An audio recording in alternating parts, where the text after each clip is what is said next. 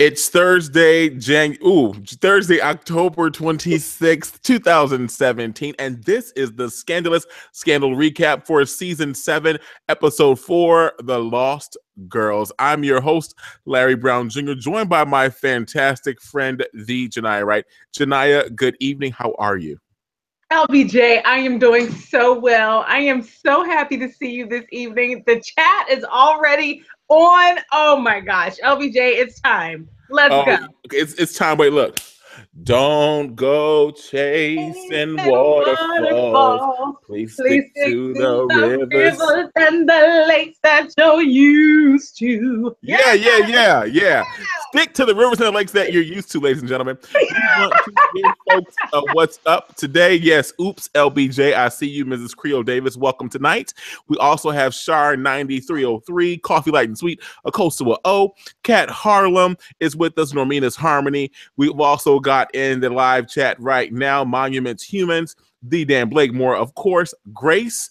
We have Janiyah is here. I'm here. Several other people are chiming in and logging in now. I see you all logging in. Thank you so much for joining us. We're very happy to be here. So sorry about last week's episode. Guess what? We're not going to leave you hanging. We have something to say about last week's episode. You know why? We also have lives. This is a labor of love. This is a volunteer effort. I will just say this. I'll give you more if you tune in immediately after this, where we're going to talk about season 7, episode 3, okay? So if you're watching live, do not log off of Facebook after this. We will be brief because we have more to talk about. We owe you another episode, and you're going to get it immediately after this. Many of you said that you were going to watch when we said we're going to do it on Wednesday, and then we're here tonight. It's happening tonight, okay? Oh, God. Immediately after this, okay? I'll tell you this one thing. I was in a tow truck twice last Thursday, okay?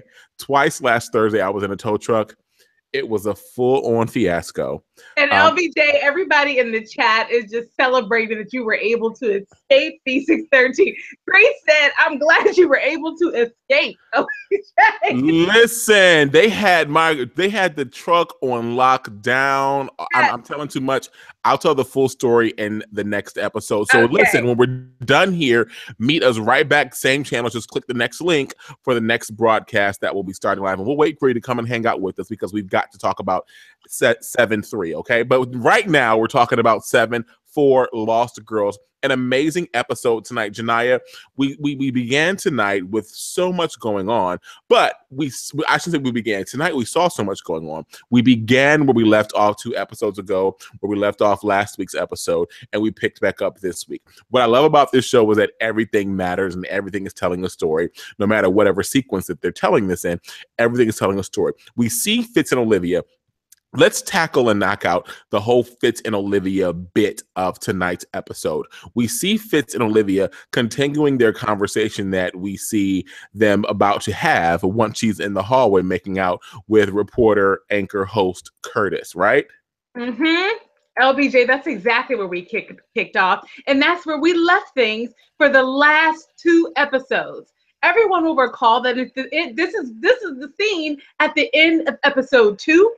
And last week, in episode 3 of the season, we built our way back to that moment again of them in the elevator. And then LBJ tonight, that's where we finally kicked off. So finally, time has decided to move forward again so we can see what is happening. So that is where we kick it off. We see Curtis and Olivia and Fitz, all 3 of them, standing in the foyer outside of Olivia's magical fortress apartment. And what is happening, LBJ? Well, I'm glad you asked. LBJ, nectar had been flowing forth between Curtis and Olivia big time. They were doing the full PDA high school level makeup. LBJ, you remember when you were like in high school and you like had to go make out like at the park? And like at your friend's house. Didn't do it. I was not that child. I was good until I got to college. Okay, no, don't even. Not me. Hashtag preacher's kid. We were finding zones over here and over there. Oh, y'all were always were always the oppressed kids. You all were the easy wins. All the PKs were easy wins. We were, LBJ. Now don't get it twisted. I didn't get into the weeds. Okay. Literally and figuratively. Yeah, I did not get into the weeds, LBJ, but did I scrape the surface? Why, yes, I did. Okay, kept it very high level. But LBJ, that's what they were doing. They were high level LBJ right in that elevator, okay? And they were about to get it on big time. And then what? Stop the presses. Who is waiting there outside of Olivia's door? It is Fitz. So LBJ, of course, Olivia asks a logical question. Well, what are you doing here? So many things Fitz could have said. You know from the last episode that he's there on a mission from Papa Pope. That's what happened last week. We know why he's there, LBJ. We know all the reasons. We didn't know what was going to come out of his mouth. And LBJ, was I the only one shocked to see that the reason he was there and the way that he framed it was about his business and LBJ needing to have a case solved? Were you ready for that? I was totally ready for it because it was the best passive aggressive way for Fitz to sit there and get back in Olivia. Remember, he's like what's the song? As it Heather Headley?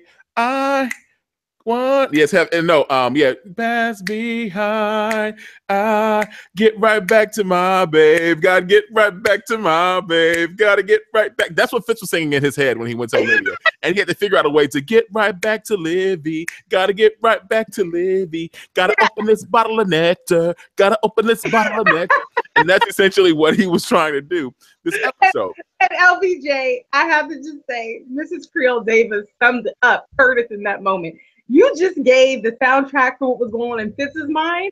Mrs. Creole Davis gave Curtis, she said, sad trombone, Curtis. Oh, yeah, Curtis Schmurders. Curtis, nobody cares about Curtis. Voice. LBJ, he got the big womp womp. He just slowly skulked his way back into the elevator. Oh, to meet you, Mr. President. Oh, okay, yes, that's right. Good to meet you. Bye now.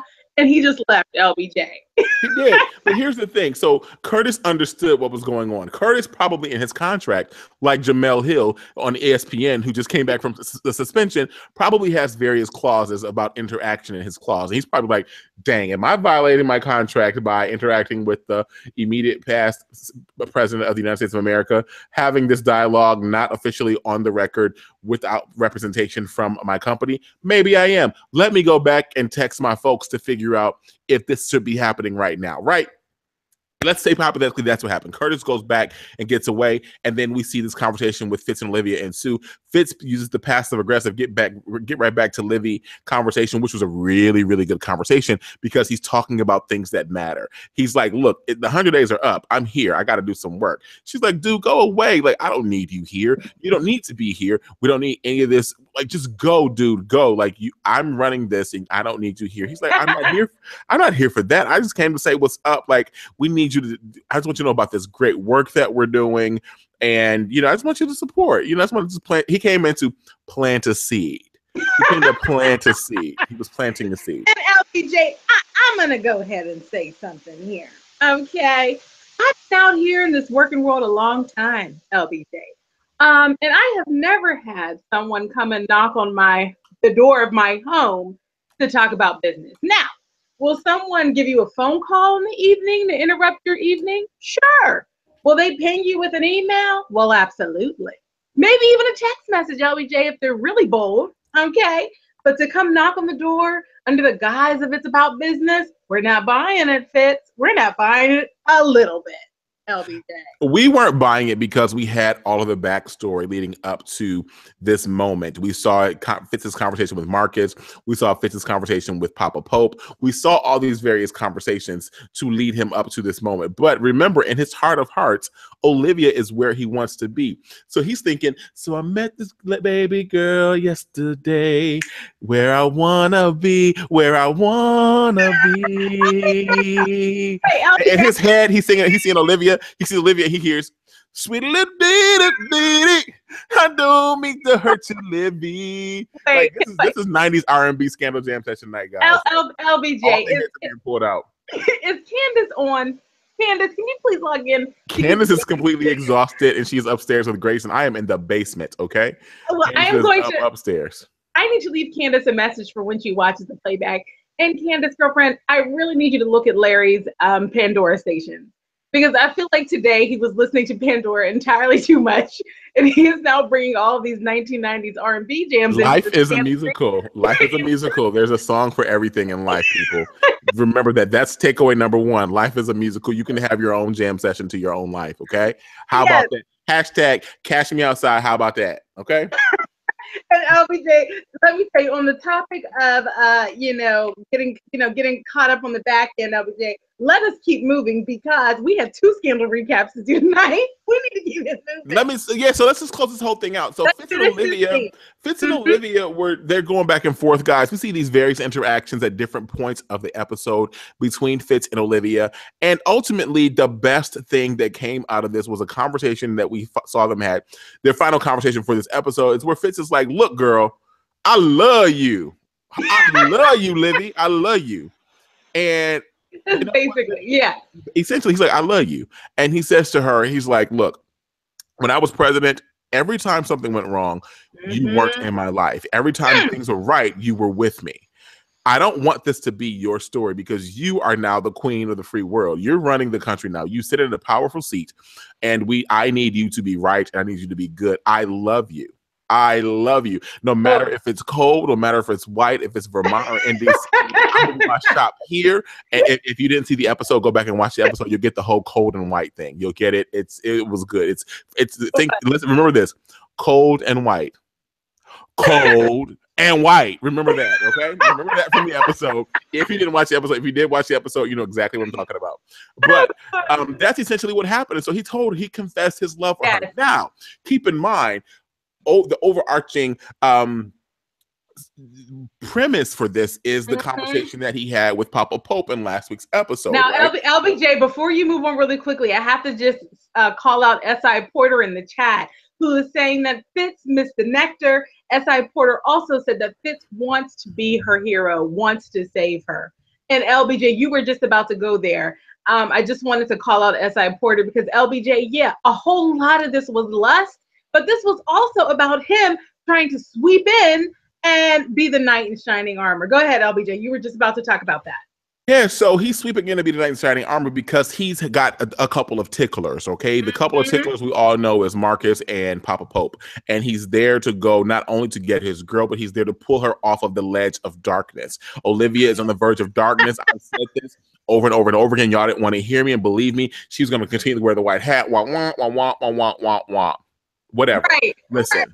Listen, Olivia she's living on the edge. I am musical tonight. She's living on the edge. That's a rock song. God. Oh God. So she's doing that. And Fitz is there to talk her off of the edge of darkness. And so he's there to win his woman back by any means necessary. And we don't know how successful he is right now, but the seed was planted, another seed was planted, and then a pack of seeds were dropped in fertile soil, okay?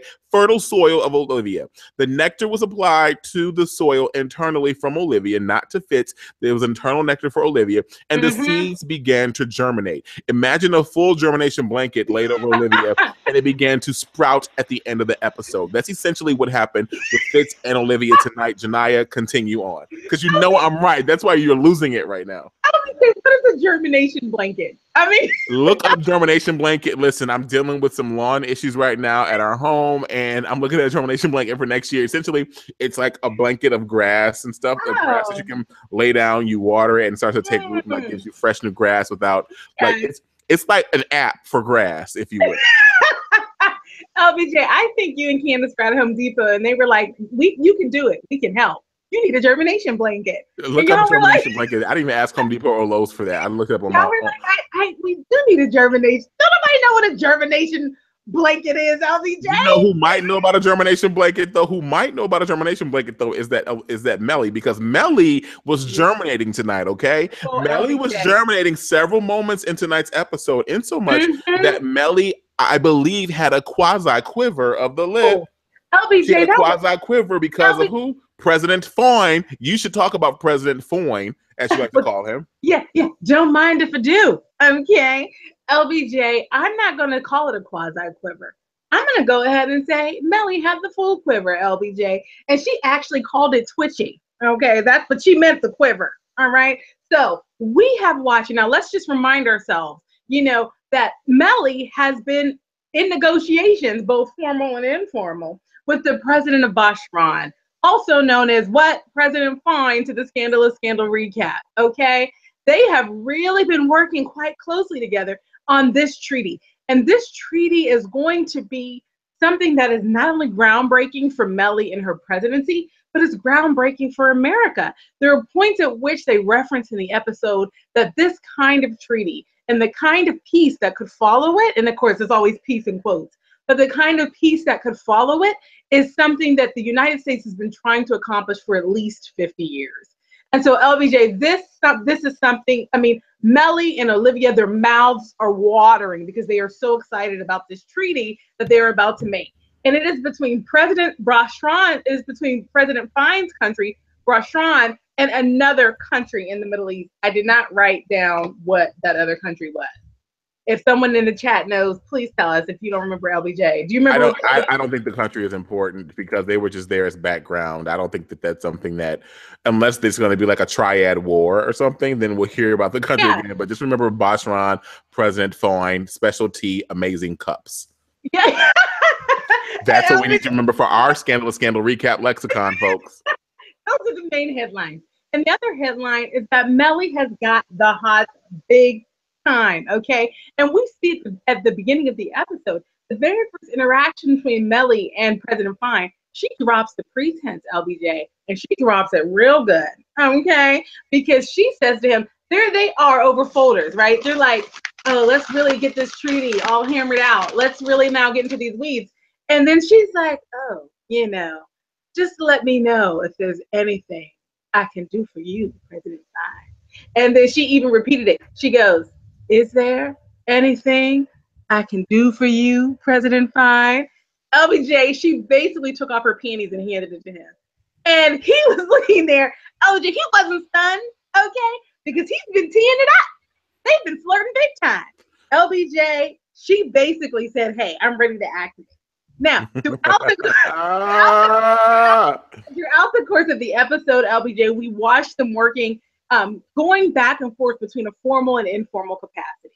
What ends up happening is they get to the treaty table with the two Middle Eastern countries and Mellie in the middle, and there's push and pull, a lot of ego. Oh, I'm the man. No, I'm the man. Oh no, I'm have my situation is precarious from a war perspective. No, mine is precarious.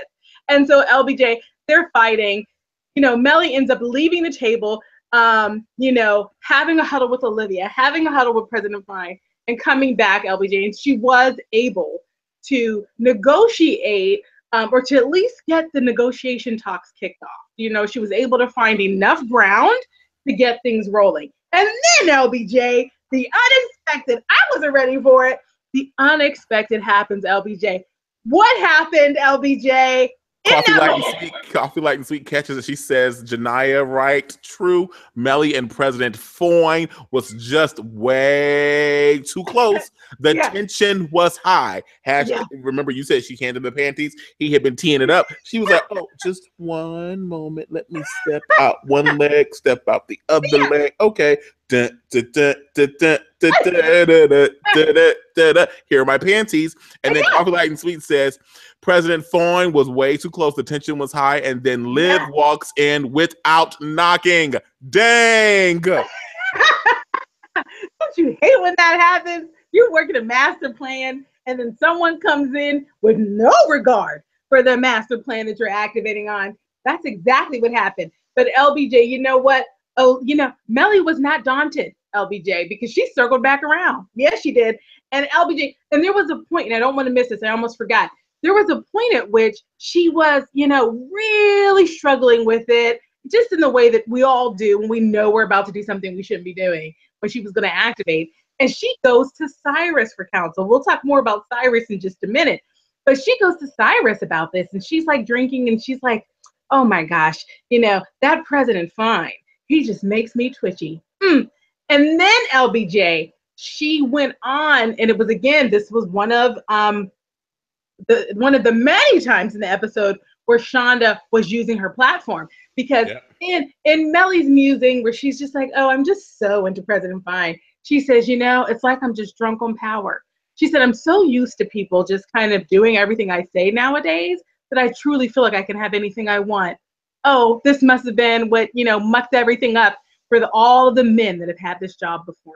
Mm-hmm. LBJ, I mean, it was like hashtag feminist. I mean, Shonda just, tonight, LBJ, there were so many times where she was dropping a nugget into our spirits. And she was reminding us of a lot of things there. Number one, she was nodding to humanity, okay? And just the things that come along with power. I think the first thing that Shonda was saying there was that, hey, listen, there's so much you want to point the finger to, but guess what? Look at yourself, okay? Because we're all vulnerable, okay? Even Mellie, who has walked into this thing with eyes wide open, is falling victim to this. At least she was self-aware enough to know what was happening now. So that was one of the things. The other thing is that I think Shonda was just letting us know that we all have the opportunity to be different. Mellie could have leaned into it. She could have said, well, hey, I'm having the same inclination as everyone else has ever had this job. But she decides, LBJ, to have a conversation with herself and say, you know what, I need to make a decision about whether I want to be different. And so that was just, I think Shonda dropping a little nugget into our spirit. But anyway, so then President Fine ends up being ousted. While he's there at the treaty, LBJ, there is a coup. There's a coup in Bashran. And before you know it, everything is precarious again. He is technically no longer in power because someone has assumed leadership of his country. And of value to the USA. And he's no longer of value to the United States. And LBJ, that leads to a conversation between Mellie and Olivia. I mean, that conversation blew my mind. Where are you with this? So I'm agreeing with Coffee Light and Sweet. Coffee Light and Sweet, we're always glad to see you here. We hope to meet you next summer in Washington when all of the gladiators who love to meet who they tweet get together in the month of August in New York City for the final gladiators meetup. It's in the month of August. We'll give you the dates at the end of the episode, but that's just the first tease and announcement for that event. But Coffee Light and Sweet says here, never thought I'd see the day, but Mellie asked Liv a tough question about going to war and pushed Liv back and left her speechless. Who knew? Go Mellie. So remember, we've got Mellie is our onion for the show, okay? Mellie is an onion. She can be Vidalia. She could be cooking. She could be Spanish. She could be white. She could be red. She could be organic white. She could be organic red. She could be fresh picked. She could be green. She could be scallion. She could be whatever you need her to be. She could be shallot. She is our onion, okay? I say that because there are many, many layers to Mellie, and tonight we got to see powerful Mellie. Powerful Mellie was the one who allowed nectar to flow personally, but she couldn't let it become public because of her position and the conversation she was having. However, powerful Mellie, who let personal nectar, powerful Mellie allowed herself to drink top shelf liquor. She had the good scotch in a nice heavy bottom glass in the White House, and she sat there just keying it up with Cyrus. Cyrus didn't have a drink. It was Mellie drinking a nice little neat scotch right in her office, and she was just random musing the entire time, doing shoulder shimmies and just leaning in and talking and doing all that feminine body language that women like to do. And then we got to see this other side of her, which was the powerful stern Mellie, who allowed herself to stand in her nest, her Mellie nest. This is the Mellie that we met in the beginning of Scandal. This is the Mellie that was a part of oh my gosh, what was their code name for their group to get Fitz elected? This is that Mellie that we saw, who stood up to say, I'm with this. Let's ride. Let's be shady. Let's go. Let's win. We saw, let's call her Gladiator Mellie, but she's not the OPA QPA Gladiator. She is Gladiator Mellie, like her warrior Gladiator. This warrior Mellie. That's what she is. Warrior Mellie. Warrior Mellie is the one who can stand and say, look, this is what I think. This is what I'm going for. You're going to listen to me. You're going to hear me out. and I just need you to be a face to look at while I say this and get this out of me. And shout out to Mellie for doing that. Do I believe Mellie? I don't. She still needs Olivia's opinion. I think that it still matters. And Olivia at this point saw that Mellie got it. And that's what I got from that scene. Mellie finally got it. Olivia's like, dang, great. Now I can finally partner with her and we can really start to make some stuff happen. Because remember, she's also teetering on the edge of darkness. And so if Mellie goes there, then Mellie can start to give her the approval. So Mellie doesn't even know about B613 stuff going on right now like that either. So she's got to, she can essentially, she potentially could open the door to Mellie to say, okay, look, you want to teeter with me? Come here. Let me come here. Mellie. Mellie, come, my sisterin.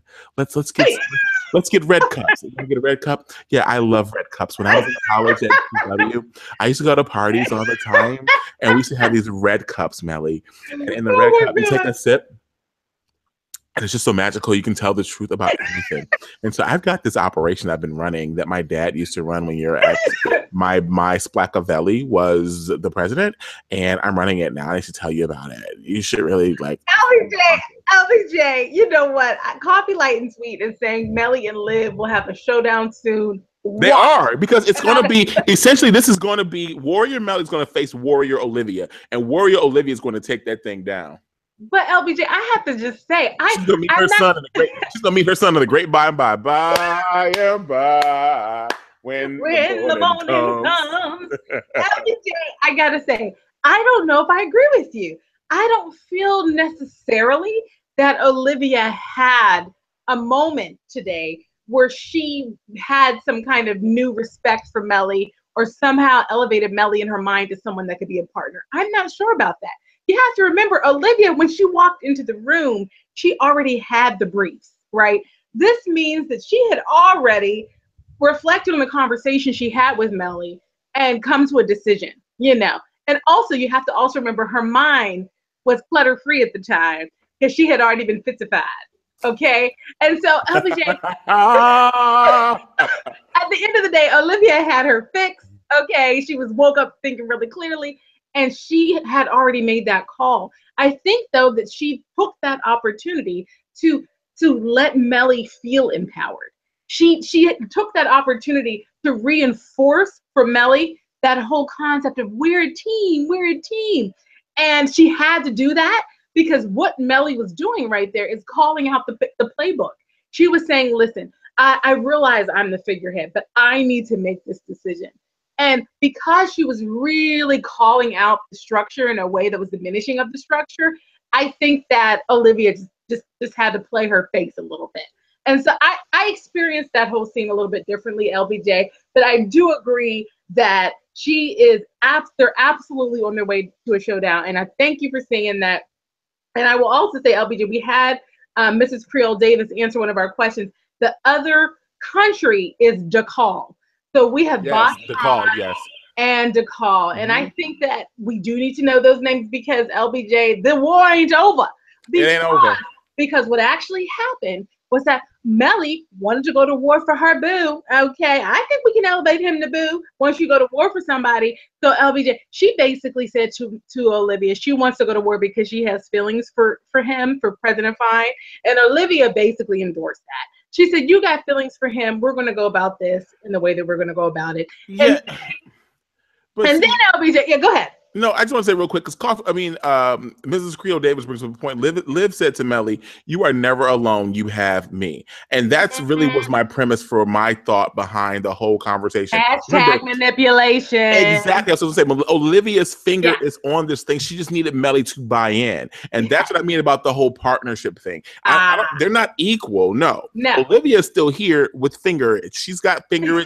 She makes nectar flow. She opens doors. She shuts doors. She opens trap doors. She has elevators. She has escalators. She has everything. Mellie has finally bought into the membership of this nectar factory. So now that Olivia can really manipulate her. Remember, look at this.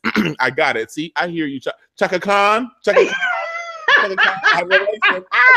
A revelation, Chaka Khan. Listen. So here's the revelation. The revelation is that this is Olivia's hole. Remember, B613 trained in a hole.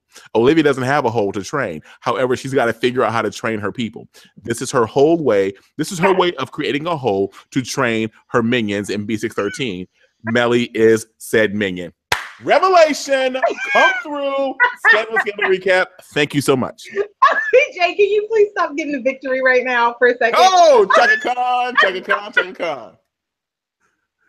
Mama say, Mama sa, Mama kusa. I'm getting the victory. Don't do it. Down in my shoes. I've seen him in a Honda. Oh yes. He come in a Cadillac. Yes, it's there. Oh my gosh, it's so good, OBJ. Yeah. And you know what? I feel like we've talked about Mellie. I mean, the point of this is that Mellie is still in heat. Okay. I think if we were going to sum it all up, she is now directing that heat into war.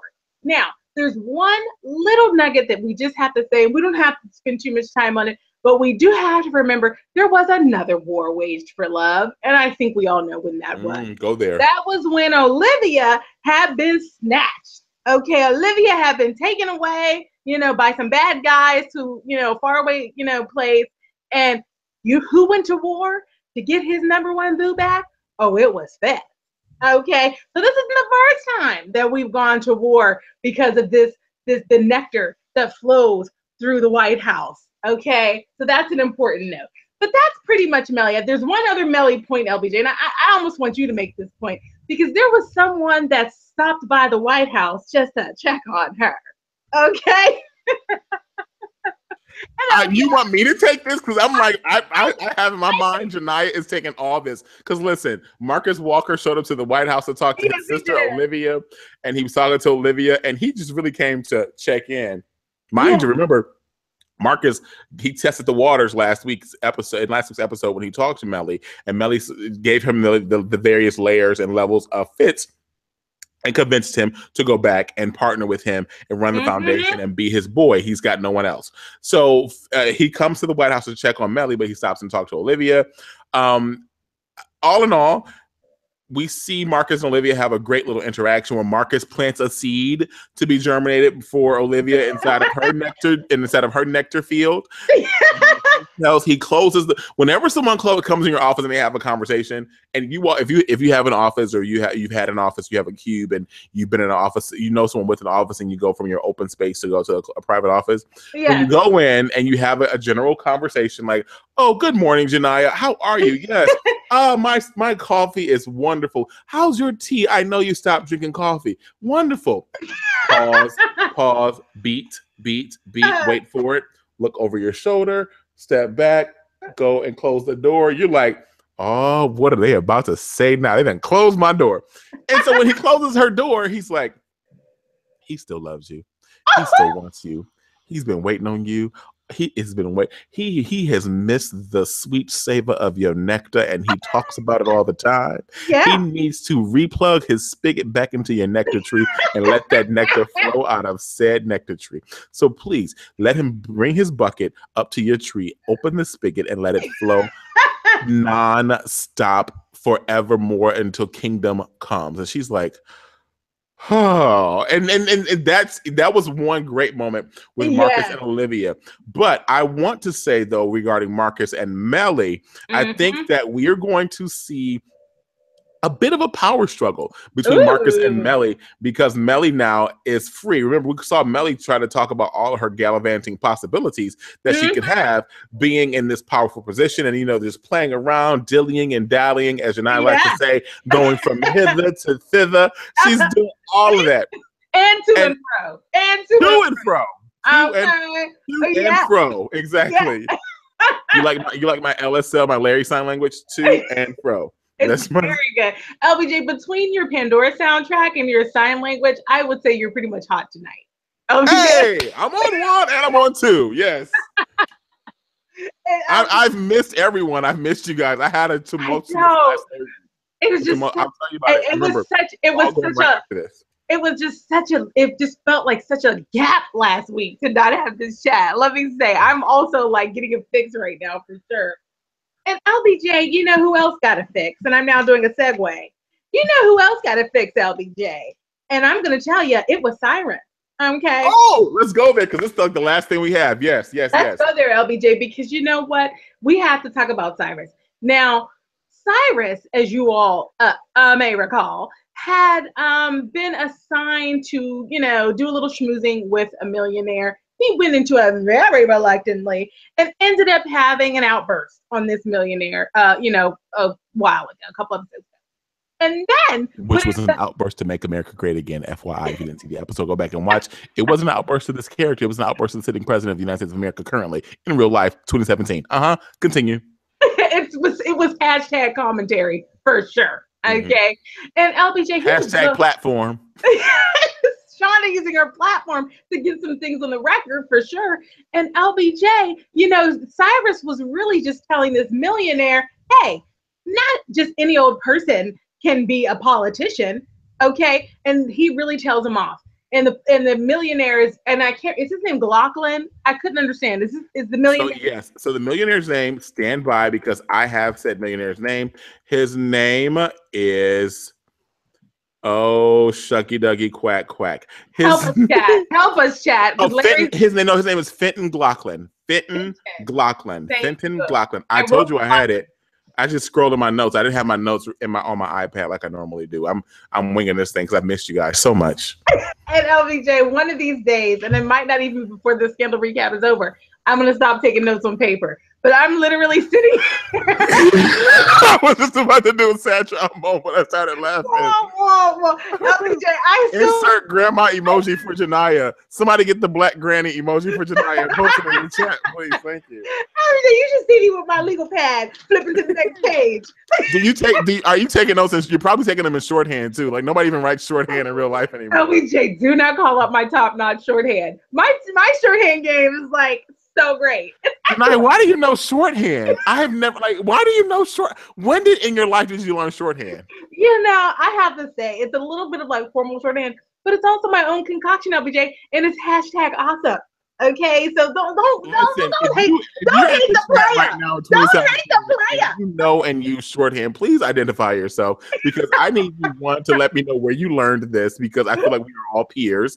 Two, I need you to start using some kind of digital device to take your notes or create a shorthand app where you can use your finger and trace and make some money off of this stuff. And if you do, know that I need a cut off of because I just planted the seed in your nectar factory and your nectar field to let you all know that you should create this app. So please identify yourselves. Make yourself known, beloved.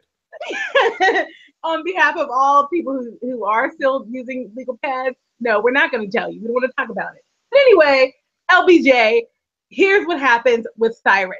So Cyrus, he's really just told Fenton off. He gave him the 1, 2, 3, 4. And so then Fenton on the back end, he just simply storms out. Okay. And then we see a little bit later that Fenton sends Cyrus a gift. And it's not just any gift, LBJ. It is a $100 million painting that had come up in the course of their conversation. How had it come up in the conversation? Well, it was Fenton basically, calling it like a la-di-da something, right? Not a big deal to him. And Cyrus is like, OMG, this is a gigantic deal. So long story short, it was more about them realizing their different perspectives in the world from an economic perspective. And so this, and we see in this episode that Cyrus is still considering this gift.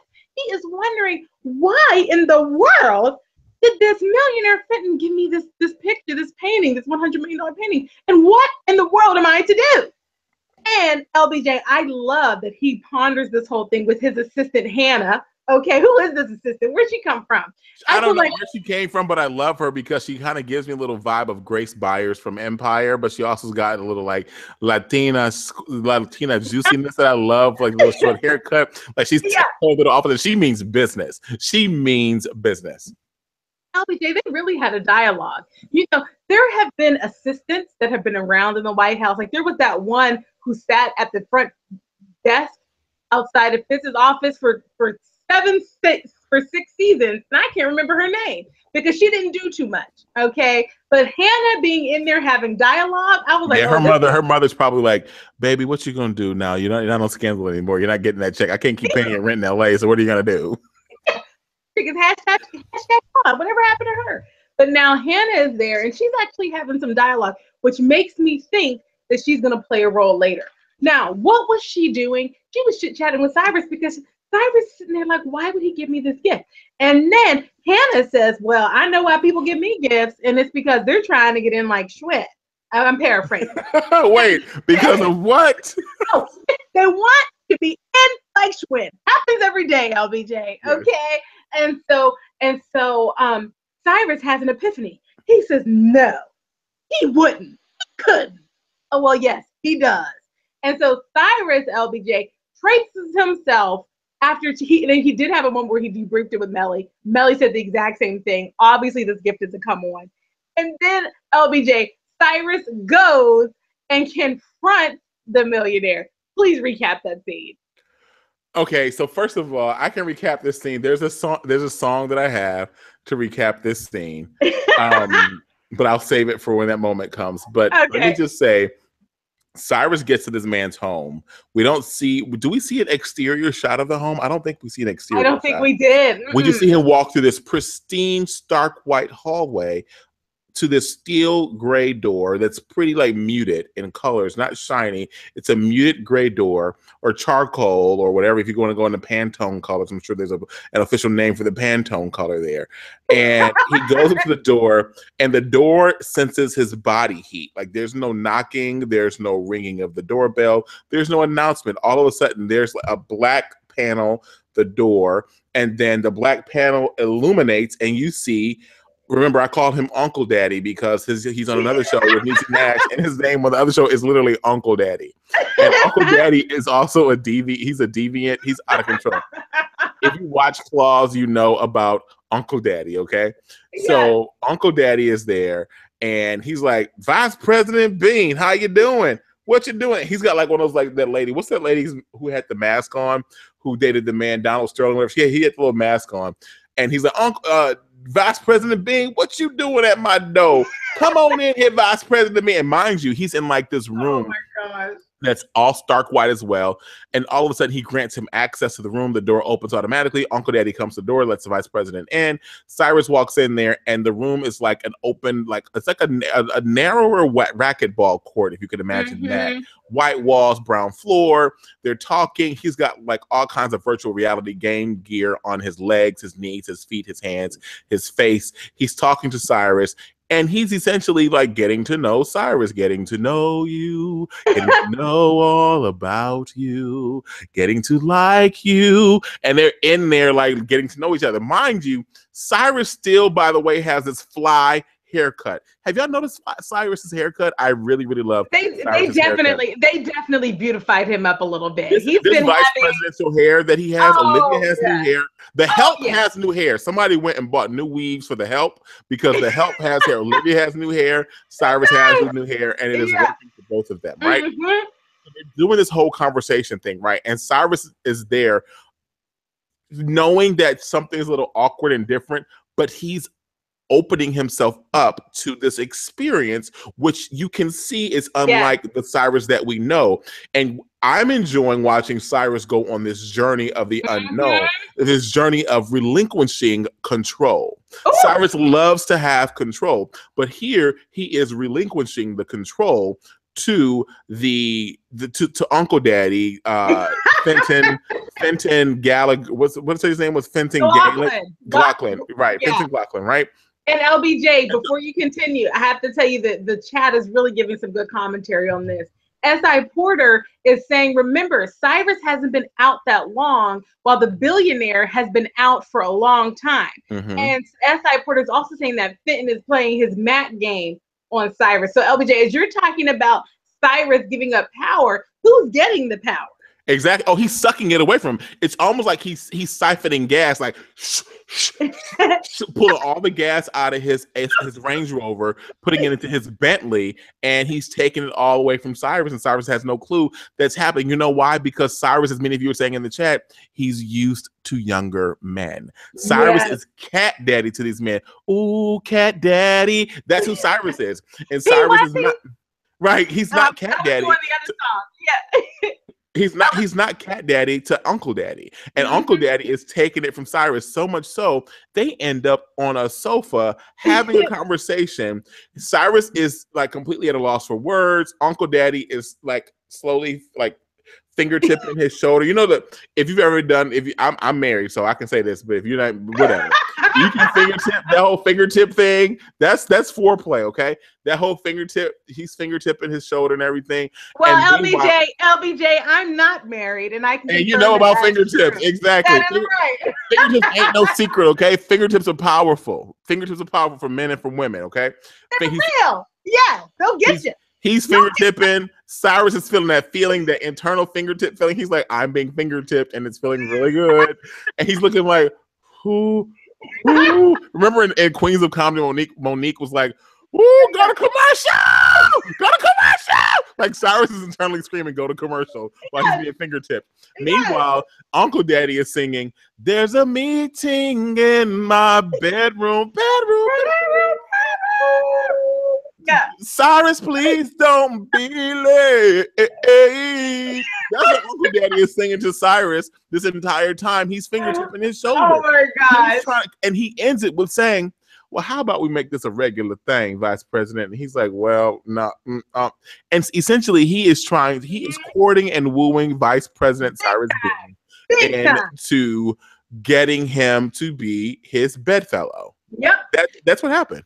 Oh, that's exactly what happened, LBJ. And guess what? And it as Kirk Franklin said, it ain't over. It ain't over. Stop. And LBJ, the reason I brought up earlier the fact that I'm not married is that if there are any millionaires out there that want to send me a present, I just want you to know I'm fine with that. Okay. Not only am I fine with that, I'm not going to pretend I don't like being fingertipped. You come on over here and you start creeping like this. We can have a discussion. All right. There's no pretense. Fine. Can I offer a homework assignment for everyone? Listen, everyone's homework assignment this weekend. By next Thursday, you need to get fingertips and you need to fingertip. Okay. That's everyone's homework assignment. And listen, it's all about the pressure. Okay. It's gentle finger strokes. No, don't apply any pressure. It's literally base level, skin to skin, slow contact. Yeah. Everyone, you have to fingertip and you have to be fingertipped. That's everyone's homework. Yeah, and we'll talk about that next week. Yes, I'm bringing the raunchy Mrs. Creole Davis. You are calling me out this entire episode, Mrs. Creole Davis. Oh my gosh. Well, LBJ, I gotta say, I don't trust Uncle Daddy. Now, listen, this whole thing is fun. First of all, you never trust anybody named Uncle Daddy. But LBJ, this whole thing is fun. It's fun. But LBJ, not only do I not trust Uncle Daddy, I don't trust Cyrus. You better believe. So let's just recap this just really quickly. This dynamic here. Okay. You have to remember that Cyrus didn't even want to hang out with Uncle Daddy at the very beginning because he didn't feel like he was a person of substance. Okay. So that's what we have to know. And the only reason why he went into that initial conversation, that initial interaction less grudgingly, was because Olivia reminded Cyrus that he might be able to leverage millionaire Uncle Daddy later down the line from a political perspective. So don't think that Cyrus isn't factoring in the whole thing here. And so we see Cyrus, first he just eschews the fingertipping. Oh no, I couldn't possibly. He gives back. He says he wants to give back the painting. I'm the vice president. I can't accept this massive gift. He's just completely flirting. And LBJ, he leaves. He doesn't want to give Uncle Daddy Millionaire any play. But then he circles back after he ponders it a bit. Okay, he circles back. And this is when he gives in. He circles back. He goes back to Uncle Daddy's house. He's playing with him, virtual reality. Okay, they're, frolicking in the white room of this random mansion. And LBJ, we see Cyrus starting to give in. He leaves. He doesn't fully activate. He does set up an ongoing liaisonship. Okay. He also decides to keep. You're such a CEO, Janaya. You're such a CEO. LBJ, that's COO and CFO. LBJ, just to keep it. I'm speaking. No. I'm speaking it. I'm speaking beyond. Beyond, beyond. Oh yes, next level. Up, Chaka Khan. Chaka Khan. I feel it again. Chaka Khan. Mama say, Mama sa, Mama kusa. I feel it. I feel it. Oh yes. That's the victory. LBJ, I will accept that call. I thank you very much. And LBJ, we see Cyrus, really kind of giving into this thing. He even decides to keep the painting. And he comes up with a way of keeping it by just, coyly just, oh, I'm going to buy this painting from you, Mr. Millionaire, with a $20 bill. Oh, I'm so funny. Oh, look at me. So LBJ, he is totally pretending to give into this thing. But guess what? Cyrus has motives. Cyrus always has motives, and it's not to get action, okay? And he already has expressed that he's not even attracted to Uncle Daddy. He likes him young. That's why I was singing PYT earlier. Q, take it, LBJ, PYT. I want to love you, PYT, pretty young thing. You need some loving, TLC to love and care. And my voice hasn't restored, so I can't do my high falsetto range like I normally do. But let me just say this. Rakira brings up what I was going to say. Cyrus, I hear you, Rakira. I agree. Cyrus is just not ready for billionaire player. What I think is, I think Cyrus, I don't think he's going to be the Cyrus that we know. Like, this is not Cyrus who has to finance these little boys. This is not Cyrus who has to keep these boys on the straight and narrow. This is not Cyrus who likes to have salacious sex with these boys.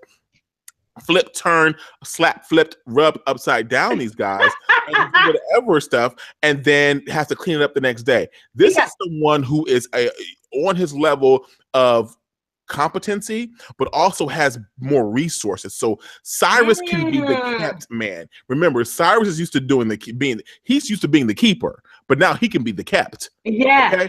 Okay? And that's his lifetime. That's his TLC story from the help to the kept. Well, LBJ, from the help to the kept. I love it. And LBJ, he's gonna be the help to the kept to the get to got. Okay, that's my forecast on all of this. I don't trust you, Uncle Daddy. I don't know what you're up to. LBJ, I am 100% confident that Uncle Daddy is up to something.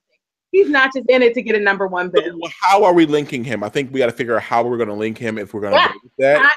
So that's for you. Let me just say, FYI, everyone, if you're reading the chat, I issued a homework assignment and someone has already started the homework assignment.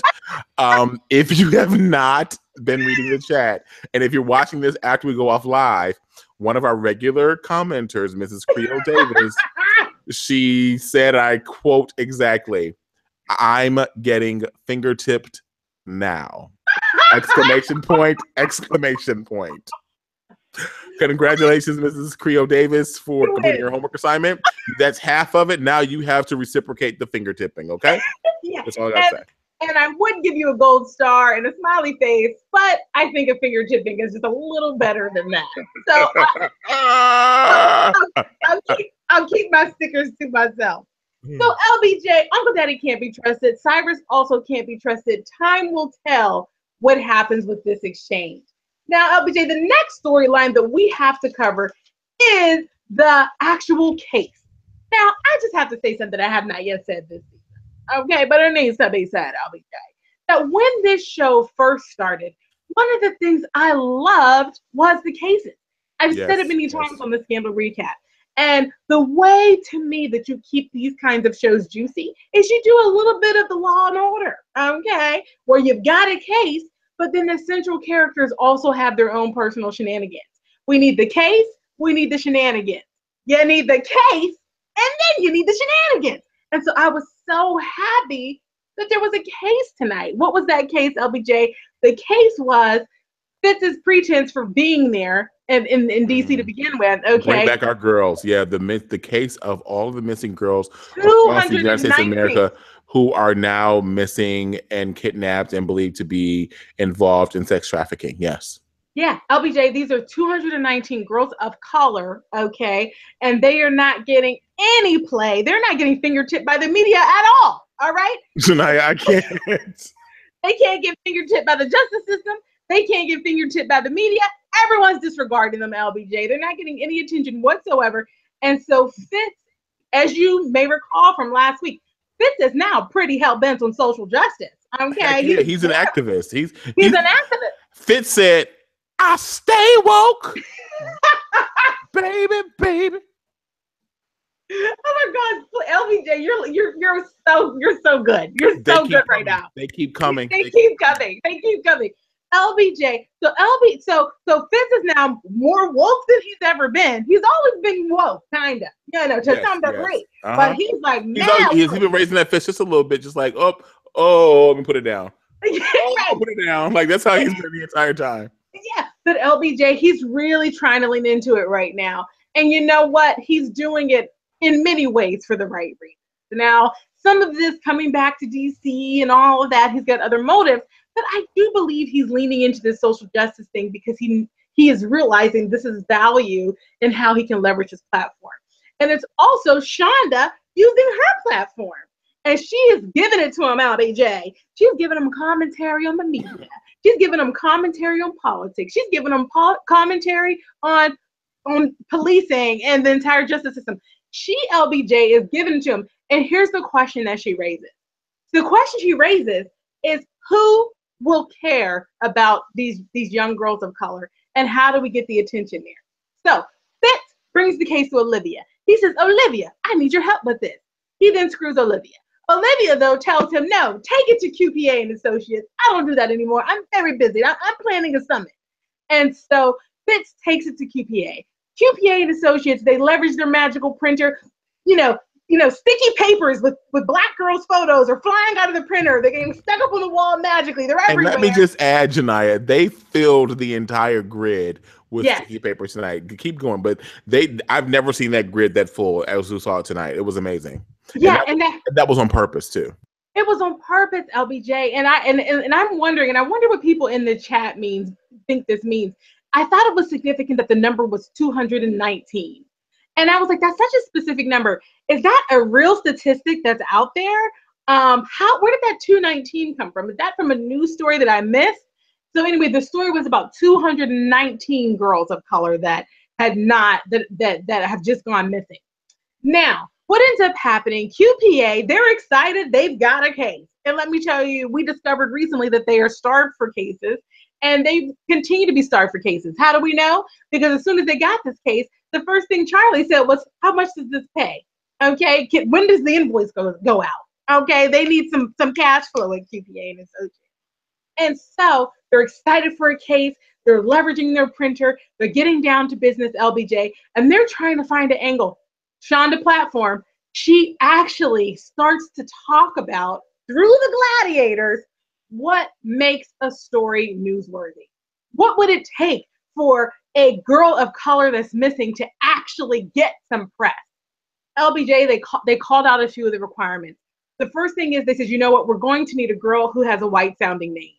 If she doesn't have a white sounding name, the press will never pick it up. The second thing they said is, you know what, we're going to have to find a girl that's cute.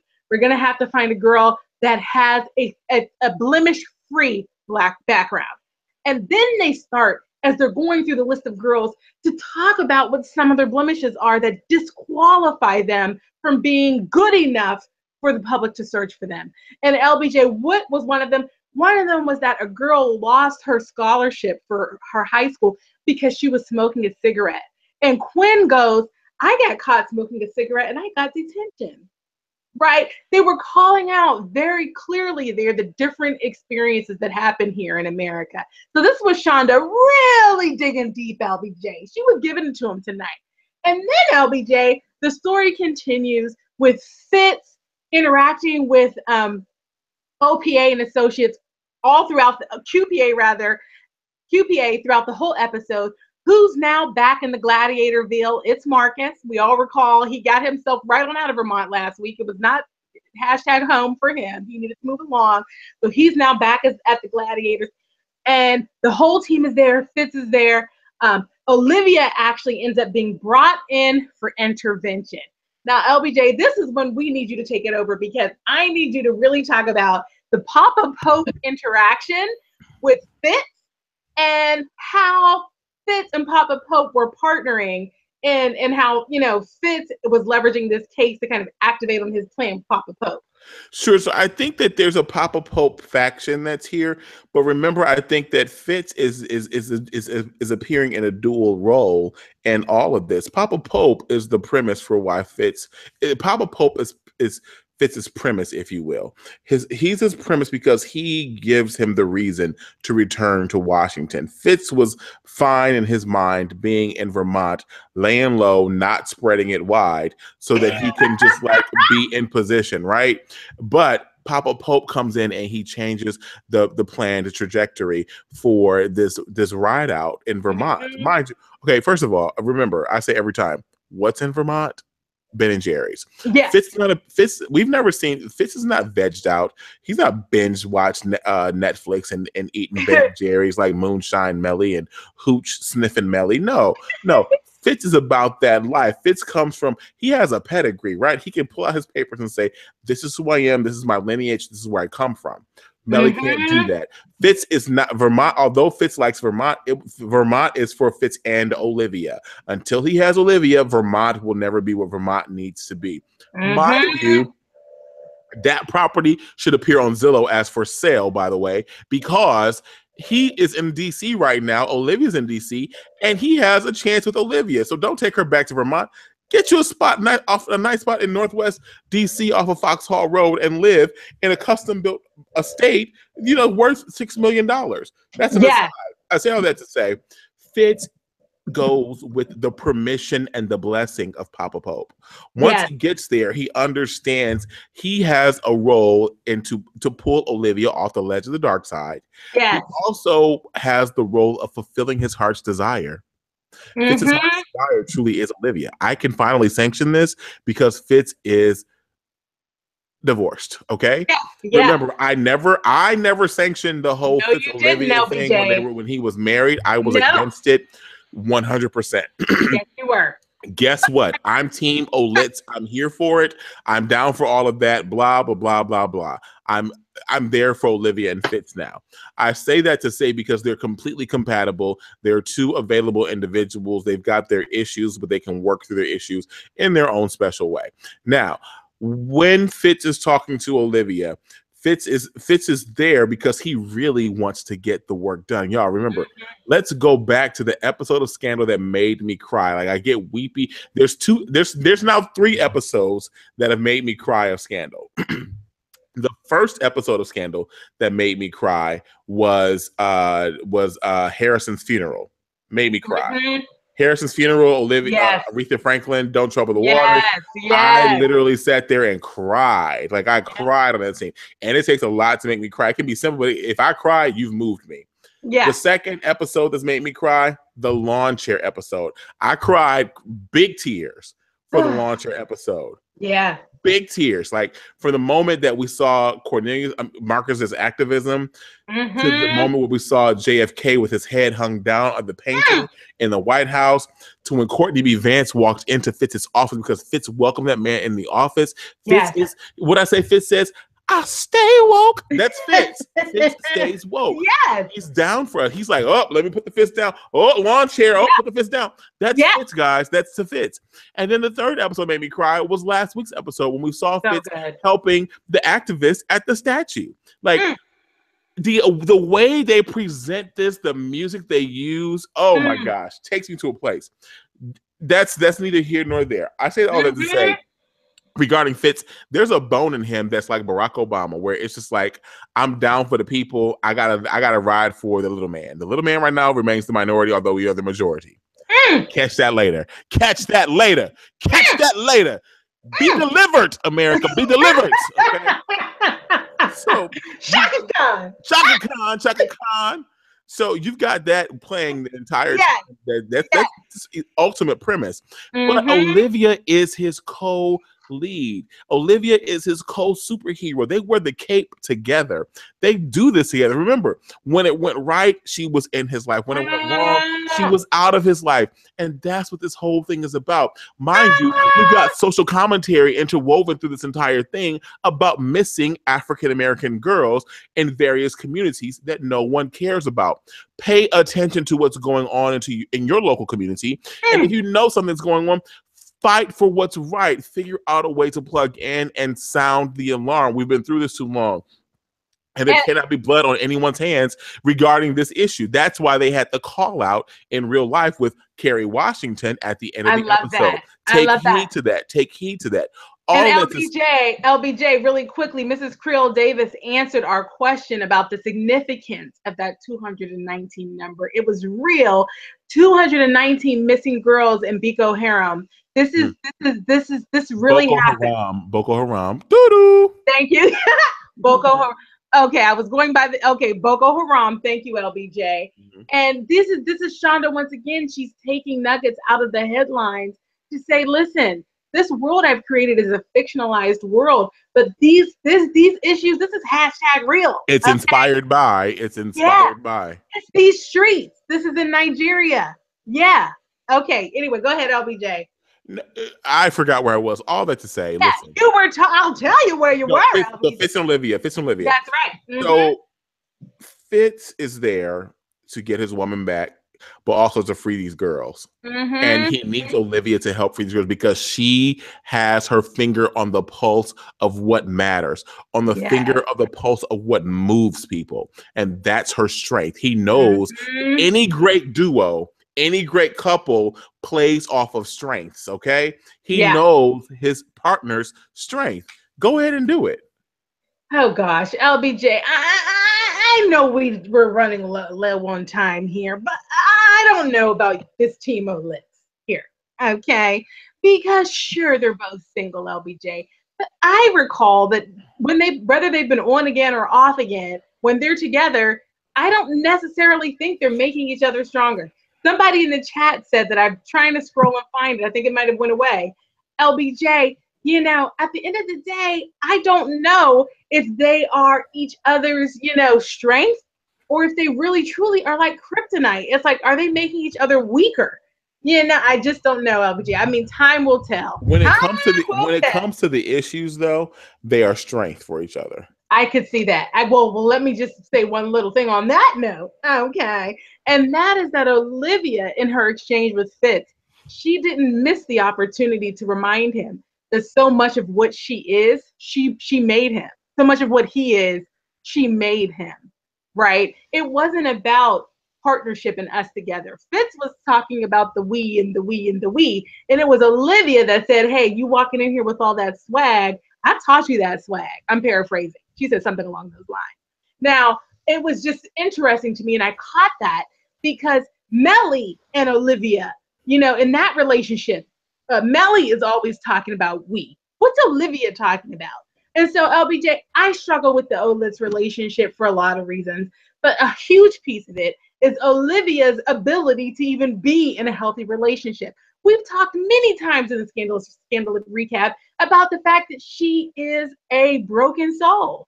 And Fitz has tried many a time to save her. Jake has tried to save her. Curtis was going to give it a go. Okay. LBJ, no one can turn her around at this point. So I don't know. My faith in her and Fitz together is a positive thing. I go back and forth on this, but I'm not feeling very good about it at this point, frankly. So, time will tell, LBJ. It always does. And the thing is, for good or bad, this show is bringing these storylines to a wrap. I know. That's the sad part about everything. And they are doing it like a speedboat. I mean, it is like much. But they are packing it in an hour because remember, look at what happened at the end of the episode. And this is where we got to pick up for next week, guys. Olivia shut down the Smithsonian. She called her dad's bluff about all the days that he had to go to the Smithsonian. Yes. She called her dad's bluff on his surveillance methods without saying it. Because remember, there guys to go back and watch in the dinosaur's mouth or something. There is a camera. There's a microphone. He said, you see that? After he got done screaming at her like he can only scream at her. He did all that Rowan Pope stuff and then talked to the microphone. All that to say, guys, she shut him down. Yep. And they're about to have a daddy-daughter battle because now he's got to haze her in or out of the dark side. And this is now we will finally see hell and high water. Oh, LBJ, you just summed it up. And LBJ, that might be the time for us to wrap this episode because absolutely. LBJ, and we have to just give one little nugget since we're talking about Olivia and her relationships is the Olivia and Jake dynamic. It has to be on the record in our recap tonight that we saw that that Jake and Olivia had an exchange where Jake was once again doing what he always does, which is reminding Olivia of her weakness for Fitz and that she's got some choices to make in that area. But he also reminds her the same thing that everyone else is reminding her, which is that, listen, you cannot be virtuous and be command. He's also reminding her, and a couple of people reminded her in this episode, you also can't be somebody's number one boo and be command. She's got some choices to make, LBJ, and Jake is putting them right in front of her. We've got to call that out. And LBJ, one other point I don't want us to lose is that as a result of Fitz giving attention to that case of the 219 girls missing, they were able to start to make some progress. And the girl that they ended up picking as the one that they thought could be newsworthy, they leaned on Fitz's presence as a former president, and they actually did end up finding the girl that had been missing for 3 months. So even after she missed her dance recital. Yeah. Wonderful. They'll reschedule it, I'm pretty sure. No, yeah. They'll just give her a solo at the next recital, I think. That's right. LBJ, so that was how the episode wrapped. What do you have any takeaways, LBJ? I've shared my takeaways throughout tonight's episode. You can go back and take a look at it and watch it. I have a prediction. I think that we're going to see some clashing between Mellie and Marcus.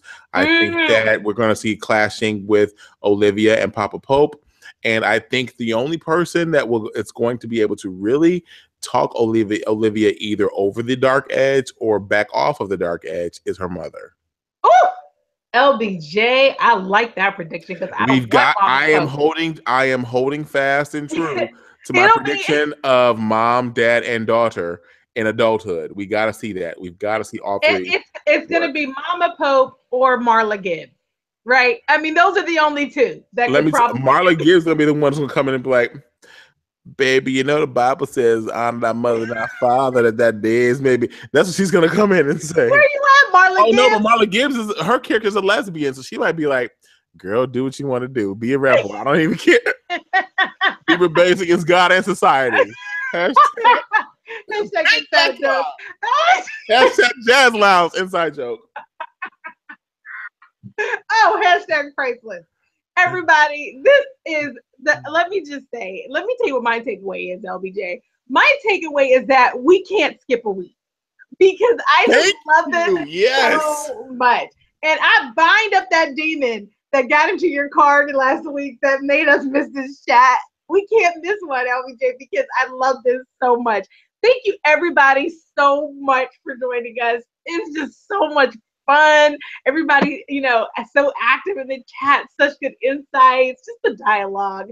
I just love it, LBJ. Thank you for this chat, LBJ. It was so much fun. It was so much fun. Thank you guys so much. Now, listen, we're going to log off this chat now. So all of you that are live right now, Thursday, October 26, 2017, log off. We're going to take a 2-minute break. We're going to come back, go right back to the channel, click the next live video because we're coming back live to recap season 7, episode 3. Okay. And it's so perfect that this episode can kind of stand alone because we've got all these moments leading us back to Olivia and Fitz and Curtis in the vestibule of the apartment. That's essentially what we're talking about here. We're only 4 episodes in, so come meet us back. It's going to be short. We may ask some of you to come in and help us do the recap. Okay. Yay! So off now. God bless all of you. We'll see you next Thursday. Bye. Thank you. I will be in town. Are you traveling next week, Janiyah? I actually will be traveling probably next week, but wherever I go, the chat goes with me. So we'll make it happen. We'll see you next Thursday. Right after the East Coast broadcast scandal. We love you guys. Bye-bye.